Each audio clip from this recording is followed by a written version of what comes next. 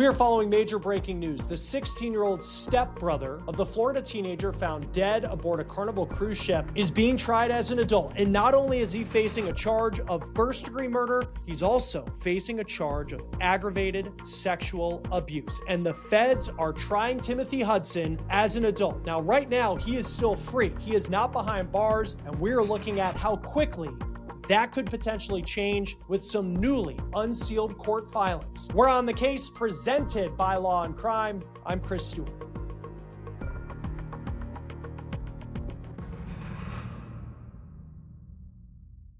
All right, let's get to it. This is some big news today in a case a lot of you have been following. Anna Kepner, her stepbrother, has just been indicted as an adult on a federal murder charge and an aggravated sexual abuse charge. Anna Kepner was 18 years old, and she was found dead in her stateroom aboard a Carnival cruise ship back in November 2025. And police are now saying her own stepbrother, who we are now naming for the first time because he is being tried as an adult, Timothy Hudson, he was allegedly in the stateroom with Anna Kepner.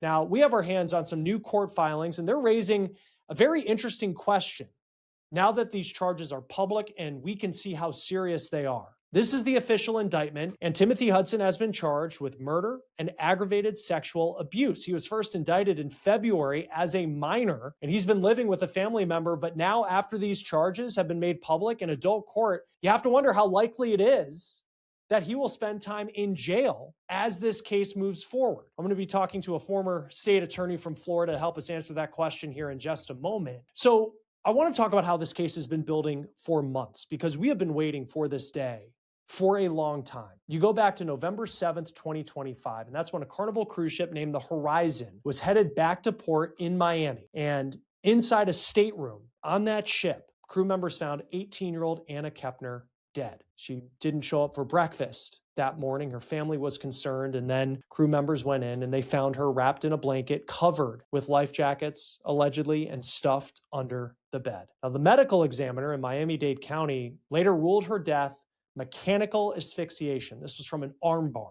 She was strangled to death, according to her autopsy. Now, here's what we know about Anna Kepner and what led up to this story on November 7th aboard that cruise ship. She was from Titusville, Florida, about 3 hours north of Miami, where she was a cheerleader. She planned to join the Navy when she graduated high school. And she was on that cruise as a member of a blended family, people coming together trying to start a new tradition. She was with her dad, her stepmom, and her stepmom's 2 children, along with grandparents. Now, one of her stepmom's kids, a 16-year-old boy, Timothy Hudson. Now, here is what investigators have pointed to. Anna and Timothy were sharing the stateroom where she was allegedly found. And according to court records, surveillance video shows no one else going in or out that night other than Anna Kepner and Timothy Hudson. Now, for months, the FBI stayed quiet on this case, but in a very unique way, we learned about how the investigation was going because of an unrelated custody case that involved Anna Kepner's stepmom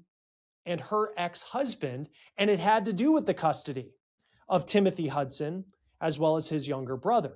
And we also learned during that custody case that Timothy's mom allegedly admitted that she missed giving him insomnia medication 2 nights in a row on that cruise, including the night that Anna died. And you have to wonder, how is that going to play into a defense as this case now moves forward? Then you have February.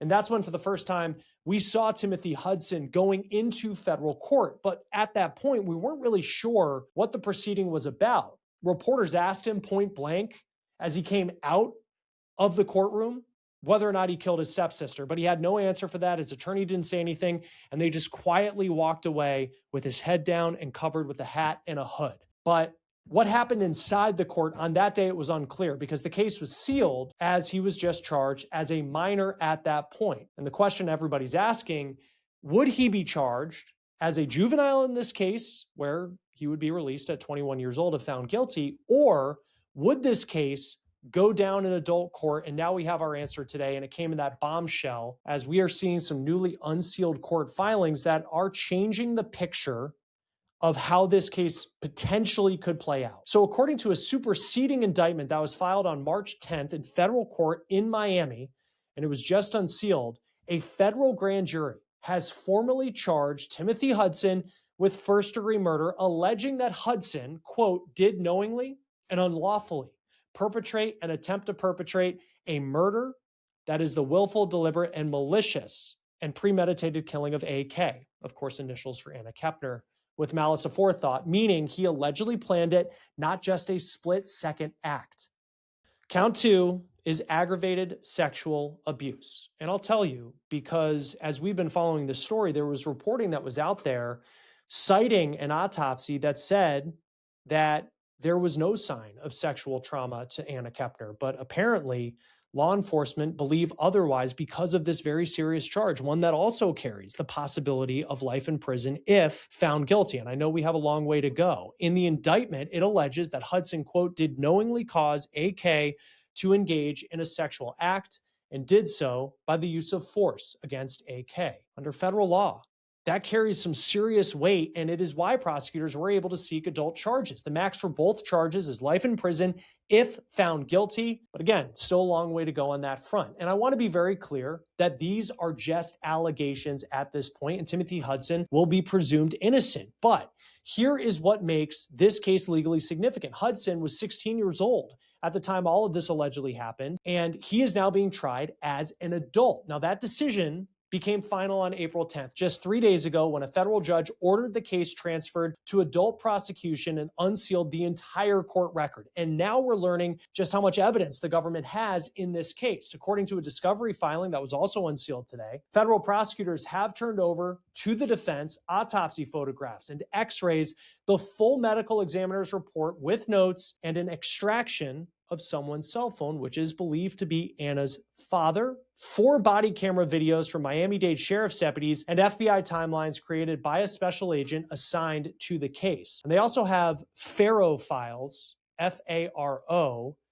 Those are 3D crime scene reconstruction technology images that show allegedly how Anna's body was found in that cabin. This is all significant when it comes to this case going forward, and it does suggest that the government is building a very detailed case. And now to understand the case fully, let's talk a little bit about this family and the dynamics at play, because it is somewhat complicated. You have Anna's father, Christopher Kepner, who married a woman named Chantel, and Chantel is Timothy Hudson's biological mom. So Anna and Timothy, they become step-siblings through that marriage. Now, on that cruise, the family group included Anna's dad, her stepmom, Chantel, Anna's biological brother, and then Chantel's 2 children. You have Timothy, who's 16, and then he has a 14-year-old brother. Now, 3 teenagers in one stateroom and adults allegedly living across the hall for this cruise. And according to the testimony from this unrelated custody hearing, which we have been following, Chantel herself confirmed that Anna and Timothy shared that room together. She also testified that Timothy needed medication for ADHD and insomnia. There's a nighttime pill that he allegedly takes called clonidine, and he allegedly missed taking that medication not 1 night, but 2 nights on the cruise. And that includes the night that Anna Kepner died. Now, Chantel testified that she fell asleep before giving Timothy that pill. Now, as for the relationship between Anna Kepner and her stepbrother, there are some differing accounts. Anna's grandparents, who were on the cruise, they told ABC News that Anna and her stepbrother were, quote, 2 peas in a pod, real brother-sister bond. But then you have the dad of one of Anna's ex-boyfriends who told a very different story to Inside Edition. He said Timothy was, quote, obsessed with Anna. He also alleges that Timothy carried a knife and alleges that Timothy once got on top of Anna while she was sleeping, and Anna was so afraid of Timothy, the dad is saying that Anna would actually sleep at friends' houses to avoid him. Now, we don't know which version of that is true.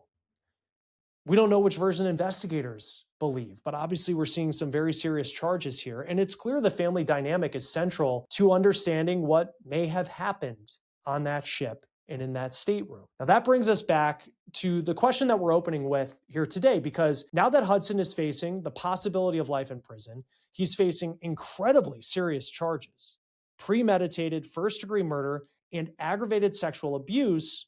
Today, he is still out of custody, and many people are wondering why. So here's the key. Hudson was originally released under the Juvenile Delinquency Act.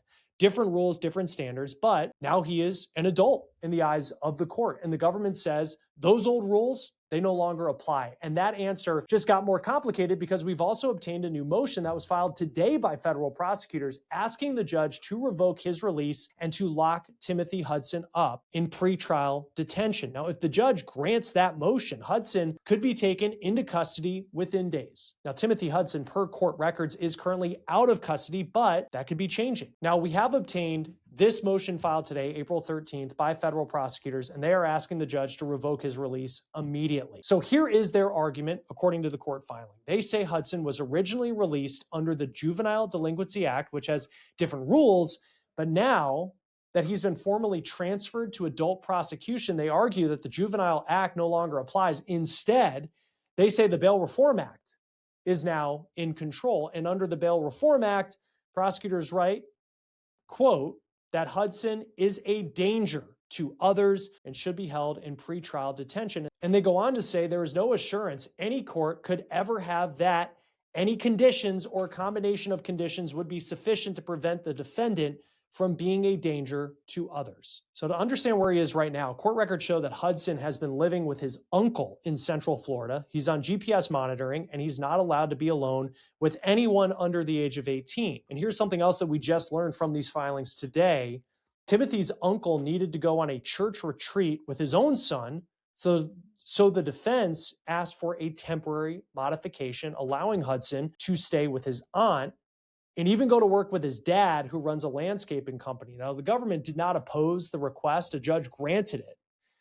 That modification ran from April 8th through today, April 13th, which means today those special permissions expire. And he goes back to the original conditions. But you have to wonder, does that matter? Because the government is now asking for his release to be revoked entirely. The judge has not ruled on this motion yet, but the government is asking for a hearing to make their case, which brings us to our next question. And this is why we brought in our guest. What happens now? Does a judge actually revoke the release for this 16-year-old who is facing the possibility of life in federal prison? And how does this change the legal strategy for both sides? Joining us now from South Florida to talk a little bit about the developments in this case, former state attorney for Palm Beach County, Dave Ehrenberg. Always great to have you here on Law and Crime. I know we've talked about this case before, as it just felt like week after week, waiting for this news, and here it comes today. What stands out to you with what it appears the federal government is charging 16-year-old Timothy Hudson with? Good to be back with you, Chris. I think it's a sexual assault. That's new information. We really weren't aware of the extent of this because the feds need a nexus to make it a federal crime. Now, I know it's on the high seas, but generally they don't just charge regular murder. There's a felony murder. It's got to take place in the context of another crime, and that's sexual assault. They also are charging premeditated murder.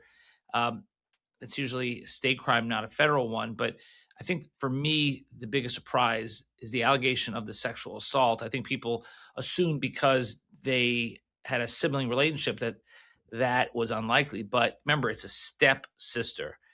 And there have been some allegations that we knew of about the stepbrother. And the allegations were made by the victim's ex-boyfriend, who thought something untoward was going on with this guy. So the fact is now that the feds must have enough evidence to charge it, because they can only charge ethically what they think they could prove to a jury beyond a reasonable doubt. Yeah. And just to backtrack, because there was some reporting that came out as everybody was trying to understand this case a little better, that there were no signs of sexual assault, but apparently according to the DOJ, that wasn't true. They believe that there is. And then you have, the story about the stepbrother and people who found him to be, in their words, was a little, I think, infatuated with Anna Kepner, they had said. And then you're kind of seeing this play out. And we don't at this point have like a criminal complaint laying out the exact narrative. He's 16 years old. And, you're a minor till you're 18, typically. Why would he be tried? I know these are serious crimes, but like, what is the bar actually to try him in the adult system as opposed to keeping him as a juvenile? Well, first, as a juvenile, it's unconstitutional to seek the death penalty. So that's off the table. But why would they go for adult charges? It's because the adult system is better equipped to handle an alleged very violent crime like this. Because if you are charged as a juvenile, the juvenile system generally only has jurisdiction up to age 21. So you're talking about someone who could be found guilty and then set free at the age of 21. And that's why it's not fully equipped to handle something like this. The adult system has more flexibility where they could give someone punishment and rehabilitation. They could blend a sentence. They could have him serve some of the time in the juvenile facility, then transfer to an adult facility. But if you try him only in the juvenile court, then you are limiting your jurisdiction and pretty much assuring that justice will not be done because he'll get to walk free at a very young age. Well, and one other part of this too is like he's been free since all of this happened. Allegedly back in November, Anna Kepner's body comes off the ship. I believe November 6th is the date that they say that she was killed. And he has not been in custody since. We saw him in court in Miami in February, I think it was, and that's when he was indicted on this as a juvenile. He has been living with a relative as all of this has played out. And then now he's tried as an adult. And I know the DOJ filed a motion to have him held in pretrial detention. How likely is it? Because these are two very serious charges that he's facing, that even as a 16-year-old, he would be held in pretrial detention as this case now goes through the adult court system. Right. Well, it's up to the judge. And because the charges now are so serious that it's unlikely he'll be set free to go live with his parents. I mean, when you're facing first-degree murder charges, you're not going to get out pretrial. Now, the general rule is that there is a bias towards pretrial release.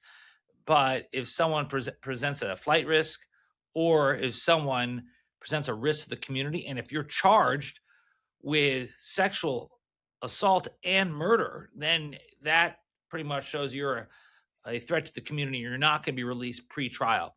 So even though his age is that of a juvenile, here he's going to be treated in adult court like an adult. A big difference, as you know well, between the federal court system and then if this case was tried in Florida in say Miami-Dade County, cameras, access to the courtroom and all of that. What are some of the other differences as this now goes through the adult court system that we could see compared to it being held in a district court? Do you mean compared to a state court or compared to a juvenile court? If he was tried, say, by the state attorney of Miami-Dade County, how that would play out compared to how this is going to go now that he's in I believe the Southern District of Florida court. If you're tried in juvenile court, the hearings are kept secret and the focus is on rehabilitation, not punishment. But now in adult court, the focus is on punishment.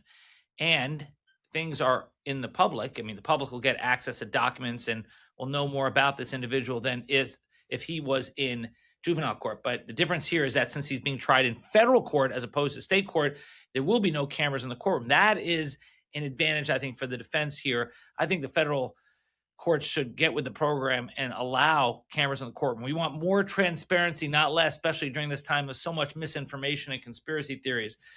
But because he will be tried as an adult, the public will have more access to the information than if he was tried as a juvenile. But because he's in federal court, not state court, there will not be cameras in the courtroom.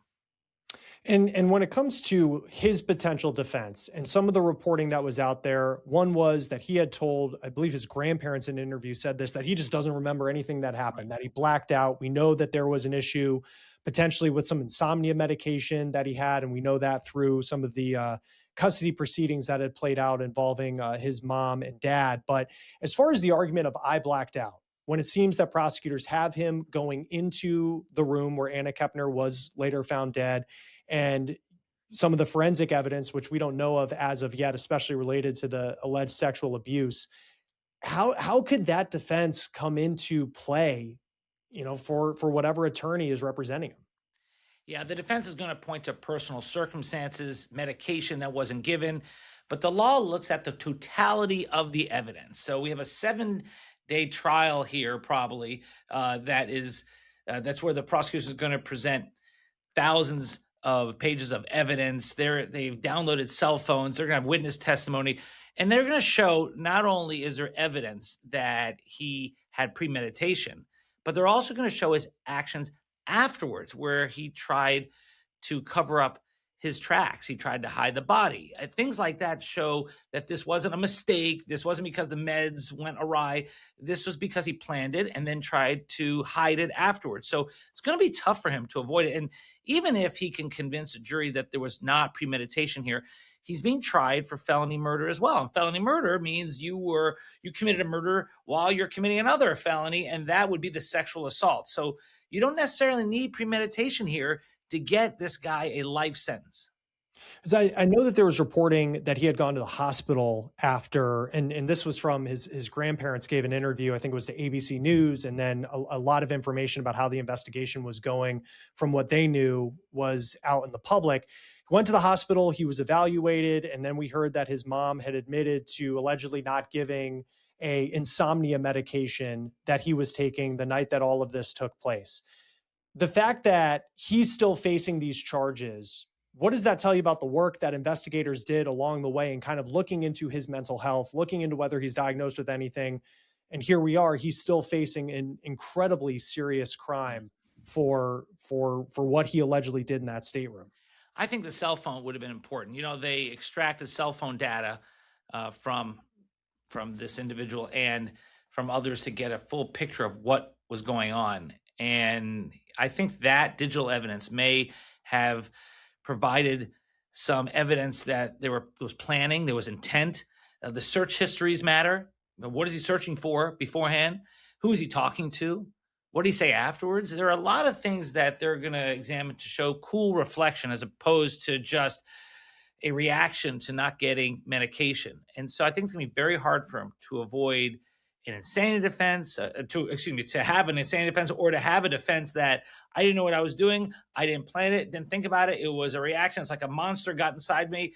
I think this is going to be difficult because once you start covering up your crimes, then it doesn't look like it was so spontaneous. Once you start covering up your tracks, then it looks like this was planned. As the defense attorney on this case, how much of a surprise do you think today is, based off the fact that he was indicted back in February on a murder charge? You knew all of this at this point. I mean, what was, if you could take us inside what it's like for a defendant at this point and his team, especially after February, where those are the charges that he's going to be facing. At that point, it was in juvenile court. Well, I think what's surprising is that the sexual assault is in there. That was something that I think all of us were unsure of because we knew there was a murder that took place. So I can see the murder charge, but then the sexual assault, that's something new. But as far as the criminal defense lawyers, I would bet they were aware of this in advance. They're generally not blindsided. They know based on where the case is going, based on where the subpoenas are, based on the length of time it takes to investigate, and based on leaks from the U.S. Attorney's Office, that they were prepared for this. I'll bet you they told their client that you're going to be charged with murder and possibly even sexual assault because they know what happened. They talked to the client, and that this will not be in juvenile court. So I don't think the defense lawyers here were blindsided. Perhaps the family was blindsided because they appear to still be living in a bubble saying how wonderful the relationship was between the step siblings. Right. When in reality, it looks like it was far different. Yeah, I remember the line from, I think it was the grandmother said they were two peas in a pod. And you look at the allegations now, it's hard to believe that. Of course, the way that people appear to members of their family and to reality sometimes can be really different. If he is found, well, before I get to what a potential punishment could look like, I just think of, for the prosecutors, like you have video of him, she goes into the room, he goes into the room, she's found the next morning under the bed in this stateroom, and he leaves the room. Like it seems like in some ways you could look on the outside and say it was a pretty open and shut case. Like how confident are prosecutors at this point? I know no case is ever 100% sure, but it seems like a pretty straightforward narrative that they could put out there of what happened inside that room. Yeah. Well, he was the last one to see her alive. He was the last one with her. And you're on a cruise ship. It's not like you're out in the wilderness. There are cameras everywhere. There are access cards to know who swiped what and when. And so it's hard to get away with a crime like this on a cruise ship. And when they asked him about his actions the night before, when they questioned him, he said he didn't remember. It's not exactly what you'd say if you're professing your innocence. And so I think that they've got this guy dead to rights. The big question was whether he'd be able to use an excuse of medication and his age, because he's a juvenile, to his benefit, but apparently not. No, and now, like, I mean, if he were to be found guilty of these charges, and we'll see how things play out, life imprisonment is the maximum penalty on both of the counts that he's facing. But even still, 16, 17 years old, going off to federal prison, like, what does life look like for someone that young being found guilty of charges so serious? Well, the law allows for a life sentence for a juvenile, not the death penalty, but you still have to jump through extra hoops. It's not so easy to get life in prison. You have to go through the juvenile's special circumstances and then find that life is appropriate. And also then there is a chance that that individual could get released at some point because they have the opportunity for a review later on. So it's not life without parole, but it is life in prison. And he's not going to get out even under the best circumstances for him. If he's found guilty and gets a life sentence, he's not going to get out for decades. And that's much better than the juvenile system, because had he been found guilty in the juvenile system, he would likely be out by the time he's 21. And what do you make of the timeline? I know in the federal system, things move really slowly. Anna Kepner died, according to authorities, November 6th. Here we are mid-April when he's now facing charges as an adult. What do you make of that timeline to get to this point? Prosecutors have one shot at it because there's a speedy trial clock that runs once you charge someone. So if you charge someone too soon and you're not ready, the defense can invoke the speedy trial rule, and then you're forced to go to trial without your ducks in a row. They didn't want that to happen. You're talking about a murder case here. And so it's better to slow it down and delay it at the front end than to allow them to go free forever at the back end. Yeah, and we'll see what happens. Obviously, a major development today. Dave Ehrenberg, always great to have you here on Law and Crime. Thanks for being with us. Thanks for having me.